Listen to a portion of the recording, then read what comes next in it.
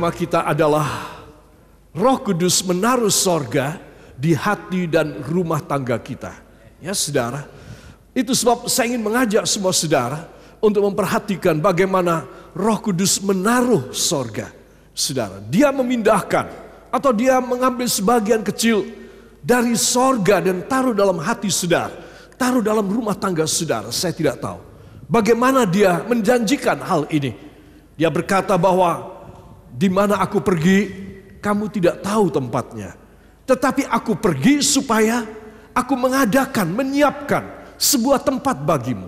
Saudara, nanti aku akan membawa kamu ke sana. Kita berkata, Tuhan masih lama. Kapan saya masuk ke sana?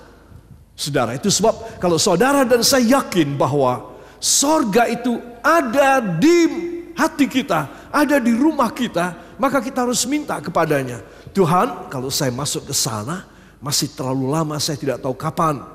Tapi sekarang Tuhan, ketika saya susah, saya menangis, saya kecewa, saya patah semangat, gak ada kemampuan.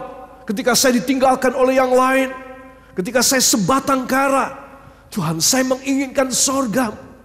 Tuhan berkata, anakku, kalau kamu tahu caranya, aku bisa memindahkan sebentar, aku bisa memindahkan sedikit, sebagian dari sorga ditaruh di dalam hatimu dan di dalam rumah tanggamu. Amin. Yang percaya beri tepuk tangan yang baik buat dia. Haleluya. Para kekasih, itu sebab saya ingin mengajak kita membaca pada beberapa ayat dari kitab Yehezkiel.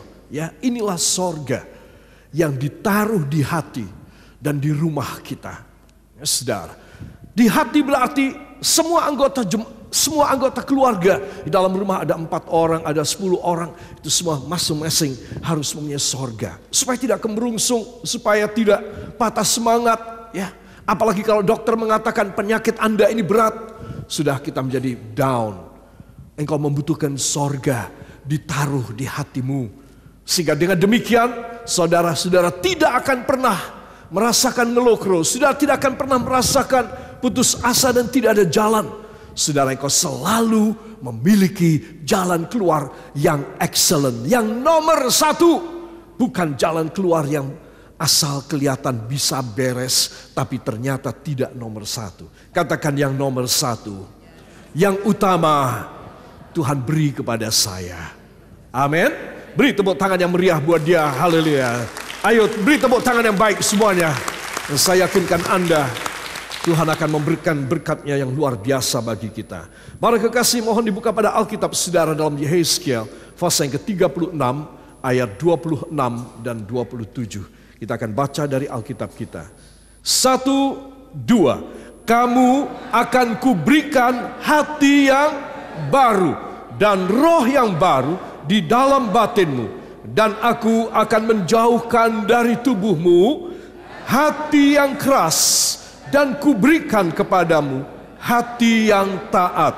Rohku akan kuberikan diam di dalam batinmu, dan aku akan membuat kamu hidup menurut segala ketetapanku, dan tetap berpegang pada peraturan-peraturanku dan melakukannya.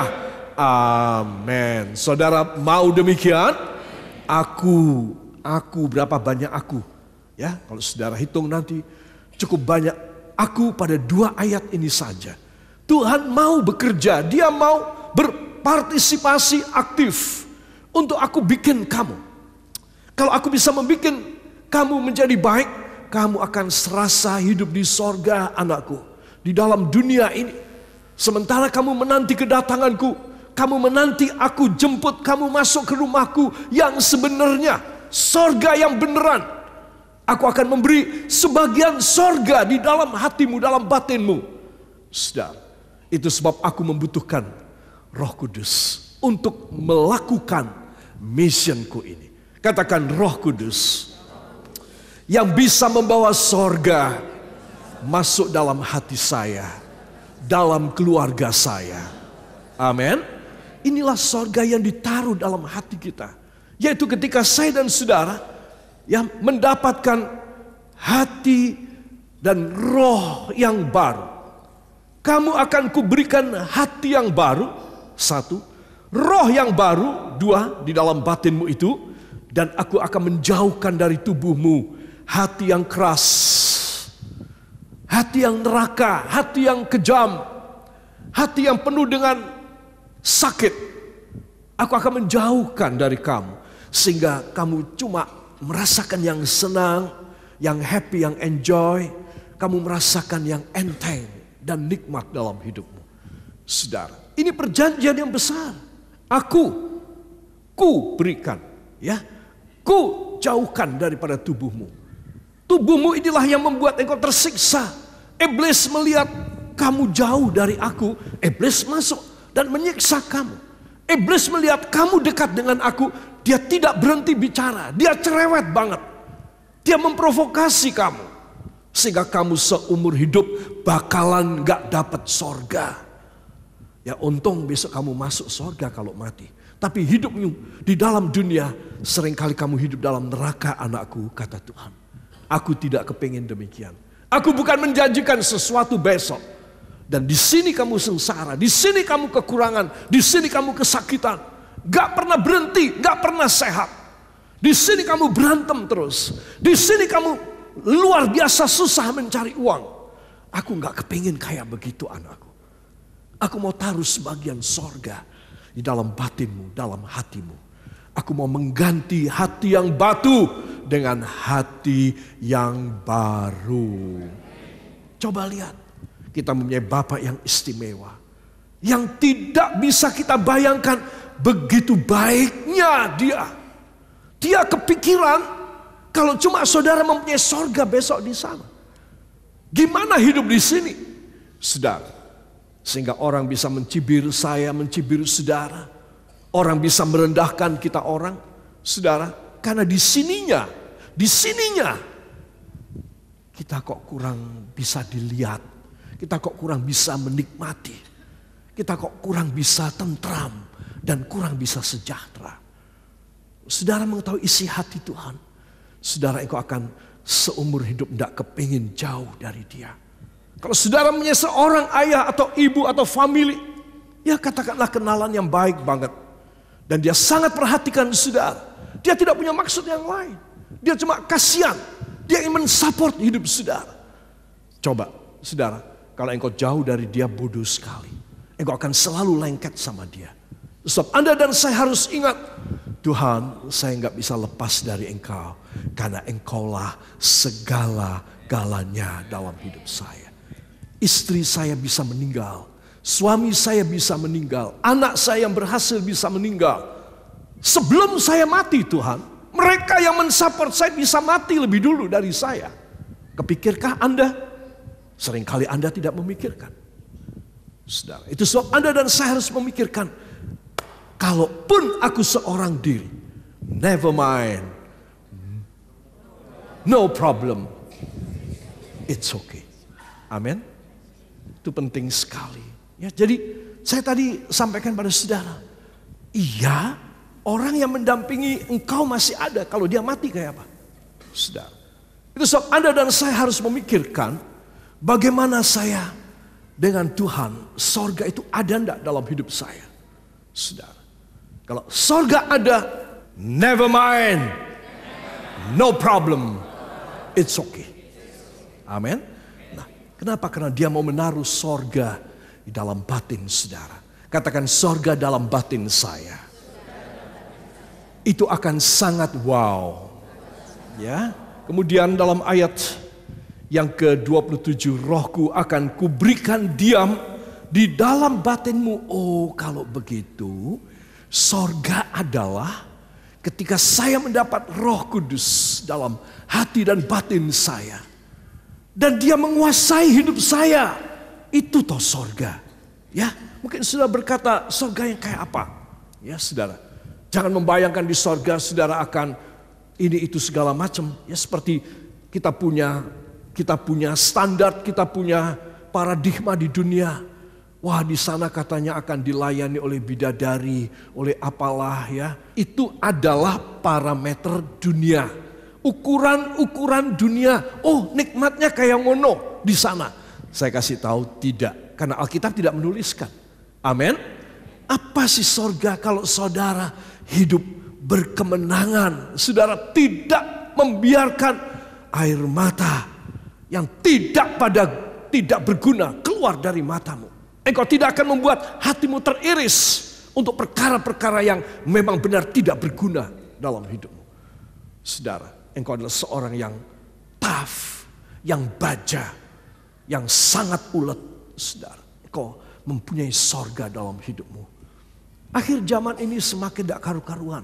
Saudara, sebab kalau saudara dan saya tidak memiliki sorga yang ditaruh oleh Roh Kudus di dalam hati kita, saudara, maka kita akan berhenti tidak kuat hidup dalam dunia ini.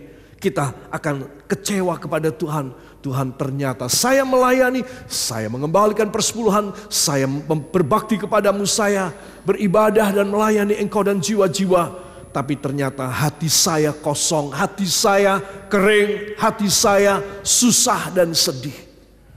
Saudara, seringkali kalau sudah dalam keadaan demikian menyalahkan suami, ibu, nyalakan istri, bapak, nyalakan anaknya, orang tuanya, segala macam. Coba dilihat, apakah aku punya sorga apa enggak? Sorga adalah sesuatu yang hebat. Aku kepingin mempunyainya dalam hatiku. Ini bisa mengalahkan semua macam pencobaan, semua macam kegagalan, semua macam bisikan iblis. Aku harus memiliki sorga ini di dalam batinku. Amin. Para kekasih, marilah bila saudara sudah sepakat dengan cara berpikir Alkitab ini, maka kita bisa melihat ada dua hal di dalam ayat 26 dan 27 tersebut. Yang pertama, aku akan membuang kekerasan hatimu. Ya saudara, di sini kita membaca dalam ayat yang ke-20, dalam ayat yang ke-26, aku akan menjauhkan dari tubuhmu hati yang keras. Jadi keras hati itulah neraka. Itu tidak bisa membuat sorga ditaruh di hati kita.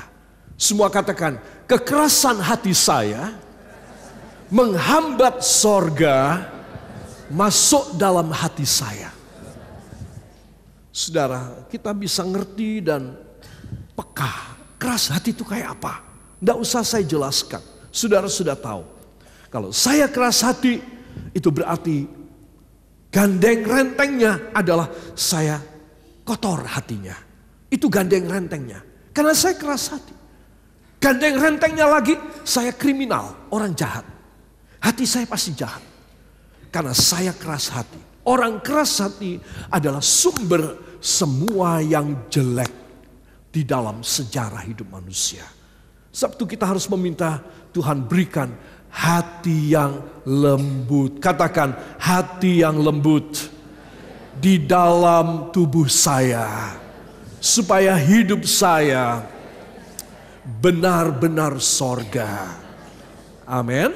Dan yang kedua, saudara, aku akan memberi hati taat. Jadi setelah kerasnya dibuang, maka ayat yang ke-27, aku akan memberikan hati yang taat, sehingga kamu hidup menurut segala ketetapanku, dan berpegang pada peraturan-peraturanku untuk melakukannya.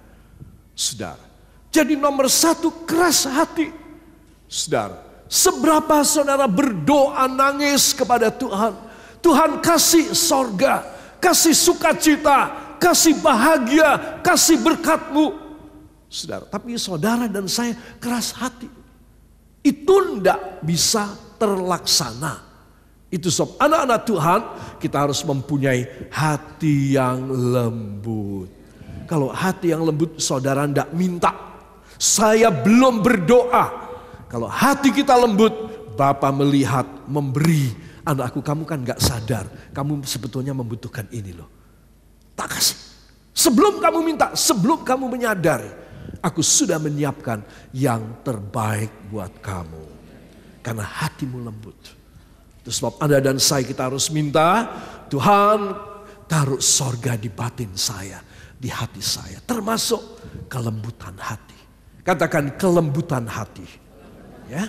Para kekasih, dua hal ini kita akan lihat secara sekilas. Saudara, dalam Titus pasal yang ketiga ayat yang kelima, halaman 349. Ya, siap. 1, 2. Pada waktu itu Dia telah menyelamatkan kita, bukan karena perbuatan baik yang telah kita lakukan, tetapi karena rahmat-Nya, oleh permandian kelahiran kembali dan oleh pembaharuan yang dikerjakan oleh Roh Kudus. Amin. Jadi saudara, bagaimana hati saya yang keras, hati saya yang kadang-kadang neraka, saudara, panas terus, ya, dan sangat sensitif, gak bisa kesenggol. Jangankan disenggol sama sikut, ya, kesenggol omongan tidak bisa, apapun tidak bisa. Kita mempunyai hati yang sangat peka untuk dosa, saudara.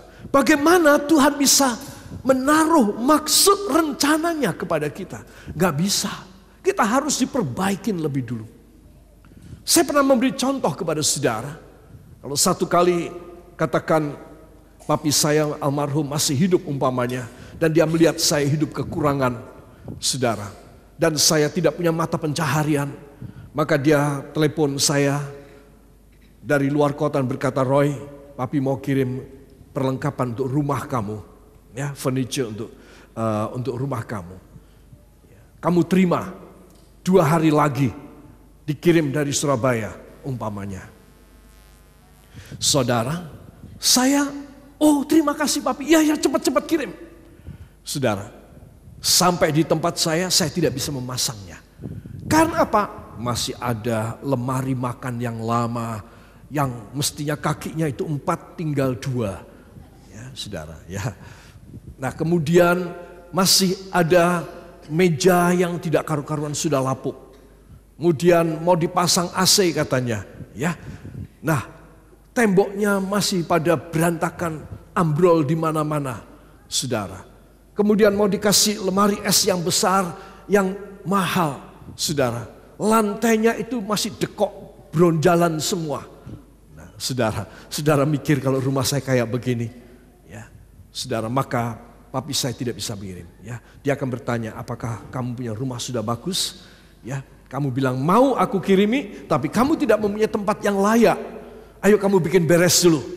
Ya, kamu panggil tukang bikin beres lantainya, temboknya, plafonnya, saudara. Nah, kalau sudah kamu kasih kabar, nanti papi kirim. Ini satu contoh. Untuk sesuatu yang mahal dan bisa dihargai dengan uang, saudara, orang tidak sembarangan beli, orang tidak sembarangan taruh. Saudara, harus diperhatikan. Itu sebab hati saya masih begitu banyak kekerasan. Keras berarti kotor, berarti kriminal. Sebab Anda dan saya harus minta, Tuhan sucikan hati yang keras ini supaya hati ini menjadi suci. Katakan, supaya hati saya menjadi suci. Hati saya menjadi lembut, sehingga sorga bisa ditaruh di dalam hati saya. Angkat tangan, ucapkan terima kasih. Terima kasih Bapa, kami merindukan demikian.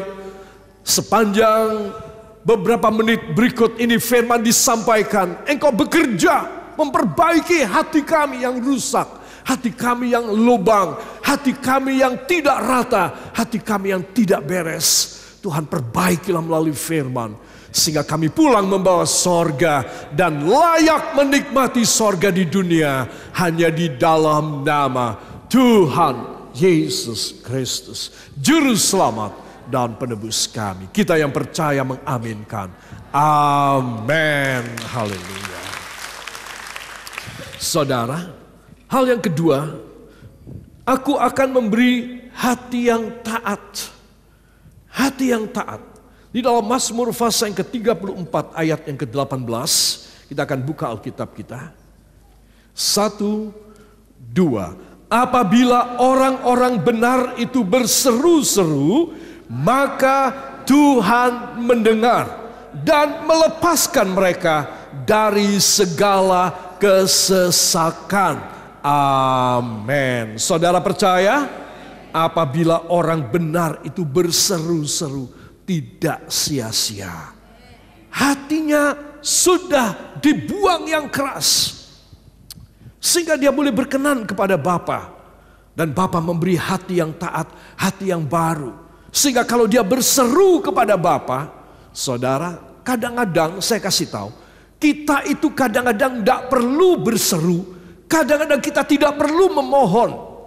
Kalau Bapak melihat saudara membutuhkan, saya membutuhkan, saudara dan saya dalam hidup yang beres dan benar, hati kita lembut di hadirat Bapa, maka semua katakan pastilah. Tanpa saya minta, Bapa memberi kepada saya. Amin. Diingat ya saudara, kalimat ini diingat. Seringkali saya dan saudara tidak perlu berseru dan meminta kepadanya. Tidak perlu berteriak-teriak dan menangis dalam doa. Kalau Anda dan saya sudah seturut kehendaknya, hati kita berkenan kepadanya. Saudara tidak perlu minta sebenarnya. Bahkan kalau dia memberi, saudara belum pernah memikirkannya. Kok tiba-tiba Bapa memberi kepada saya yang kayak gini ya. Cobalah saudara mengalami. Ini jangan menjadi semacam pendengaran aja. Wah bagus ya kalau bisa begitu. Senang aku deh kalau aku bisa diperlakukan oleh Allah Bapa macam begini. Tidak usah minta, aku akan dapat. Saudara, gak mahal harganya. Harganya cuma buang kekerasan hati. Taati firman, tidak mahal. Kalau saudara bisa melakukan, kadang-kadang, katakan kadang-kadang, saya belum berdoa. Kadang-kadang, saya tidak mau berdoa. Namun Bapa memberi kepada saya. Beri tepuk tangan yang baik buat dia. Haleluya. Itu sebab anak-anak Tuhan, kalimat ini benar sekali. Apabila orang-orang benar itu berseru-seru, maka Tuhan mendengar dan melepaskan mereka dari segala kesesakannya. Amin. Wah, hebat sekali Engkau Tuhan. Saya mau yang ini.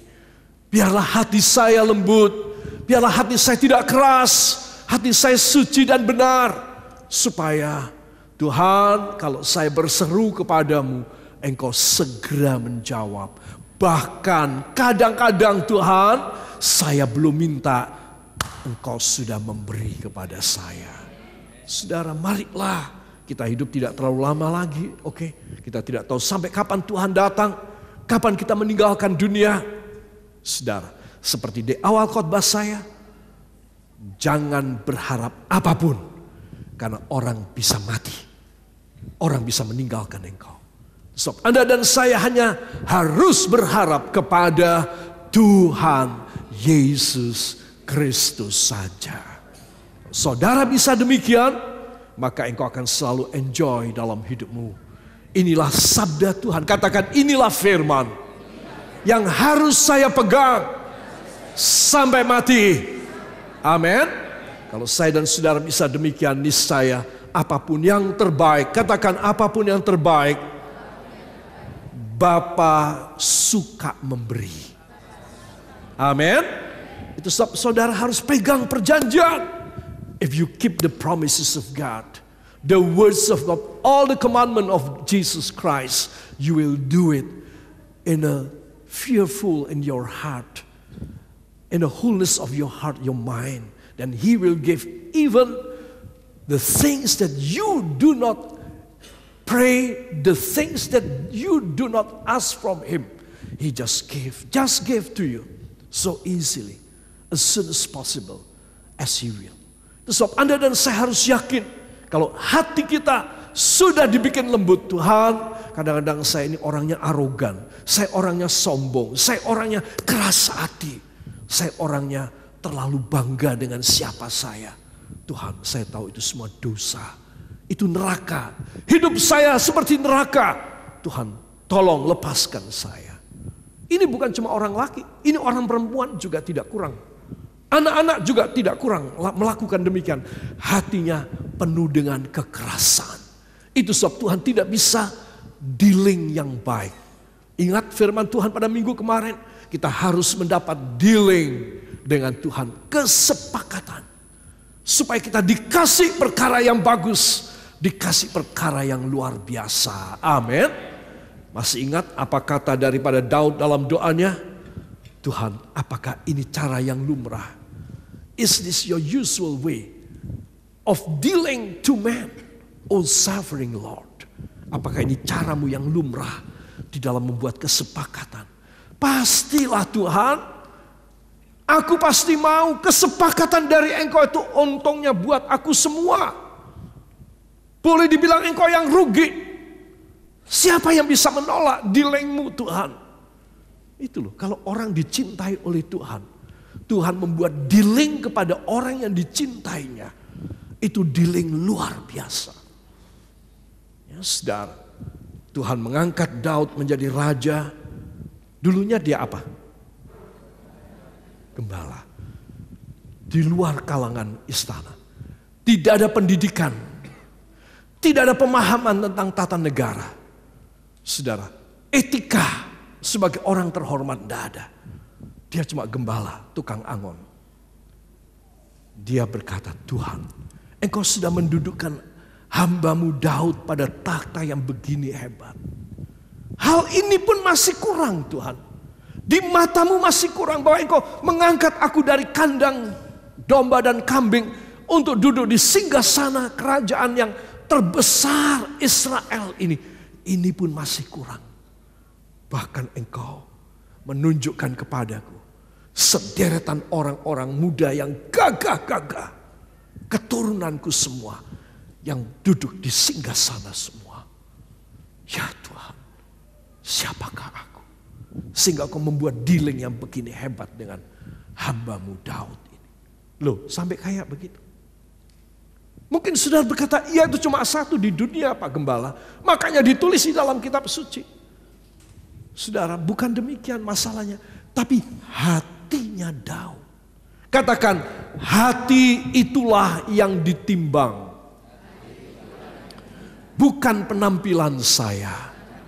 Bukan kemampuan saya. Tetapi hati saya.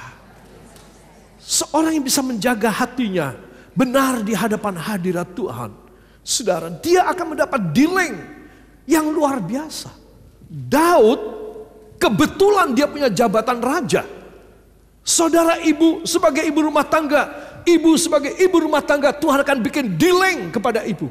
Apa yang menjadi sesuatu impian seorang ibu rumah tangga, seorang nenek yang sudah sepuh, apa impiannya? Itu akan dikasih. Seorang kakek yang sudah tua, seorang anak muda yang sedang berjuang untuk mencari jalan hidupnya. Kalau engkau dibikin dealing sama Tuhan, engkau akan mengaguminya. Semua jalan terbuka, pekerjaan yang terbaik yang Tuhan beri kepada saudara, hasil yang terbaik yang Tuhan beri kepada saudara. Anak-anakku yang masih muda, pasangan hidup yang terbaik, bukan yang baik, tetapi yang terbaik Tuhan beri kepadamu. Saudara, kalau engkau mendapat dealing dengan Tuhan, masalahnya adalah gimana caranya aku bisa dapat dealingnya Tuhan. Saudara, sebab Anda dan saya harus memikirkan, Tuhan, kalau saya harus berlaga, saya harus berjuang, saya harus mengalahkan saingan-saingan saya. Tuhan sudah tentu, Daud berkata, siapakah aku ini? Seorang penggembala saja. Tidak bisa dilihat oleh orang. Terlalu hina. Tetapi engkau mendealing aku dengan cara yang istimewa. Kalau saudara mau merendahkan diri, membuang kekerasan, dan segala sesuatu yang tidak berkenan kepada Tuhan, saya percaya banget bahwa Tuhan turun tangan, jatuh hati, membuat dealing dengan ibu, dengan bapak, dengan anak-anakku yang masih muda. Engkau akan mendapat dealing dengan Tuhan. Masing-masing kita. Katakan, termasuk saya. Masing-masing kita akan mendapat dealing dari Tuhan. Beri tepuk tangan yang baik buat dia. Haleluya.